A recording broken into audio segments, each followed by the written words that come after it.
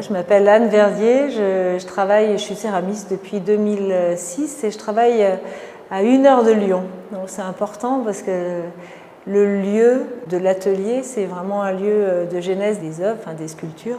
Le travail à la campagne, ça permet beaucoup de liberté. Alors vous avez un ensemble d'éléments qui étaient rectilignes, qui ont été extrudés. Ces éléments, ils sont fabriqués soit en porcelaine, soit en grès, soit en mélange de matières plus ou moins fusibles. Et puis ces éléments, donc vraiment comme des mikados, ont été assemblés dans un four, directement dans le four à bois, avec des petites pointes d'émail, enfin des choses qui font comme une colle en fait pour associer tout ça. Il n'y a pas de volume préexistant, il n'y a pas de dessin, mais un processus, une idée d'une genèse formelle qui devrait se produire dans le four.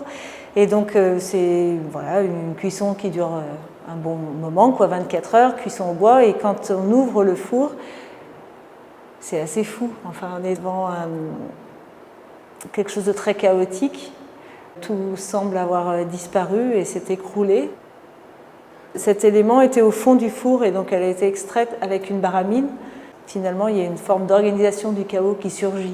L'idée, c'est d'utiliser le four comme élément de déplacement dans le travail. C'est quelque chose qui est très présent dans la céramique de manière générale, mais là, je me place vraiment à ce petit endroit depuis quelques années.